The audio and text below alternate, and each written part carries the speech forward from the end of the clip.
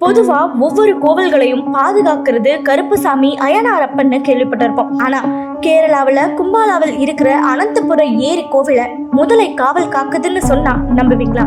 அது எப்படின்னு தெரிஞ்சுக்க நம்ம சேனலை சப்ஸ்கிரைப் பண்ணிட்டு ஒரு லைக்கும் போட்டுருங்க. கேரளாவுல கும்பாலாவில் அப்படின்ற இடத்துல 5 கிலோமீட்டர் தூரத்துல இந்த கோவில் அமைஞ்சிருக்கு.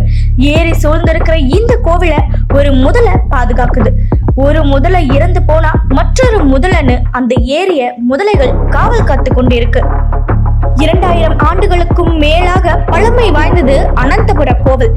வில்வமங்கலம் என்ற முனிவர் இங்கு தவம் புரிந்த போது அந்த முனிவருக்கு சிறுவனின் வடிவில் காட்சி தந்த மகாவிஷ்ணு குளத்தை ஒட்டியுள்ள ஒரு குகையில சென்று மறைஞ்சிருக்காரு. அத்தகைய புனிதமான குகைக்கு மற்ற மனிதர்கள் யாரும் செல்லாதவாறு இறைவனின் கட்டளையின்படி இந்த கோவிலை முதலை காவல் காப்பதாக சொல்லப்படுகிறது. தெய்வ அம்சம் கொண்ட இந்த முதலை குளத்தில் உள்ள மீன்களை கூட உண்பது கிடையாது. மாறாக 2 வேளை பூஜைகள் செய்து முடித்து அரிசியால் செய்யப்பட்ட பிரசாதத்தை பாபியா என்று பெயர் கூறி அழைத்து பிரசாதத்தை முதலைக்கு தருகின்றன. அதுவே இந்த முதலைக்கு உணவாக அமைகிறது.